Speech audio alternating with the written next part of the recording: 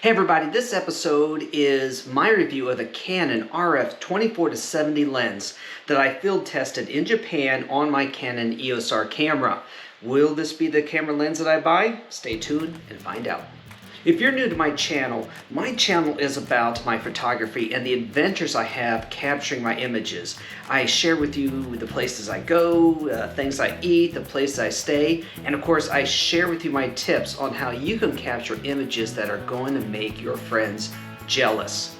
Please click the subscribe button and the notification bell so you don't miss any episodes. Also, feel free to leave me a comment or two and let me know what equipment that you have and if you like it. Also, if you want to support this channel further, go to patreon.com/EWJ where you can see all of my bonus content. So let's start off with what I didn't like about the lens. It is heavy. This lens has a big piece of glass up front, and that much weight is going to make a lens camera setup that's not going to be too comfortable if you're using a neck strap. So be ready, it is a little bit of a heavier lens. The 70mm zoom is another thing. So I don't like changing lenses. I like to actually have one lens because, especially when I'm traveling around, I don't want to have all that weight in my backpack. But I also am used to having like 200mm of zoom, so I can get very intimate with my subject without having to get very intimate with my subject. So I had to slightly adapt some of the way how I did my photography with this particular lens. Now, true, I'm willing to bet that this probably would suffice for about 60 to 70% of the photography that I normally do. But if I choose to get this lens, I may have to choose to get another lens to try and fill in that gap, which means I'm going to have to change lenses. The other thing I'm not too thrilled about is the price. I mean, wow, $2,399. That's not a lens, that's an investment. So the question is it going to be worth the investment? So let's talk about the things I like about this lens. Focus.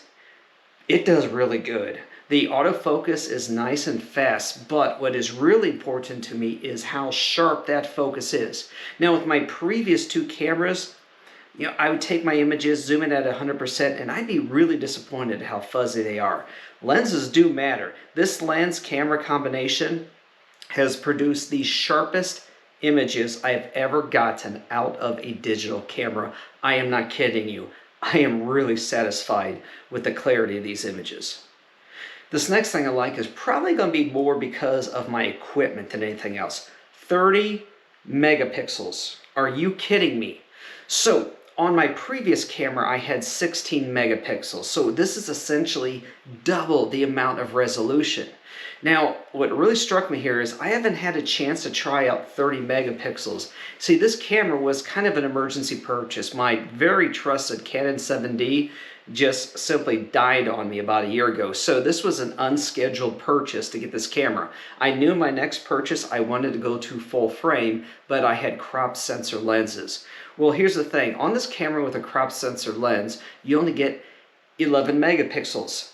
That is a significant size difference. Now I get the full 30 megapixels and all I can say is wow. Okay, the one downside is obviously it takes a little bit longer for me to process those images in Lightroom because of their sheer size, but nonetheless 30 megapixels is amazing. Probably my favorite thing about this lens is probably about 75% lens, 25% camera. You see, I like to shoot in low light level conditions, which generally means I have to pull up my tripod. Well, f2.8 on the aperture and that huge front aperture, I believe it's a 82mm front aperture, that allowed me to be able to shoot longer into the evening at a lower ISO setting, which means more grain-free images. Also, the image stabilization was amazing. You see, you should not be shooting handheld if your shutter speed drops below 1/60th of a second, because your heartbeat or your breathing, it's going to cause some blurriness in the image.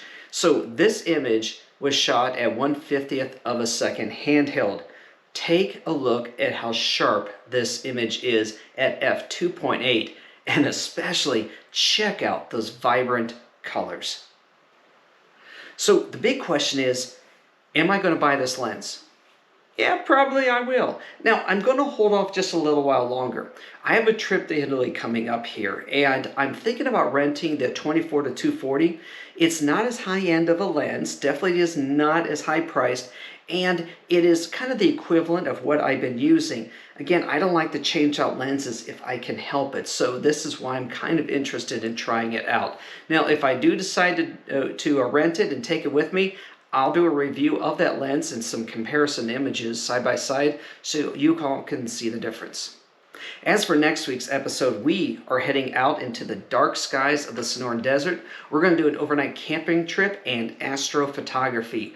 My buddy is going to show all of you his astrophotography setup, which, let me tell you what, it produced some pretty amazing images. You don't want to miss it. So make sure you hit that subscribe button and that notification icon. Thank you for watching. Take care, and I'll see you all next week.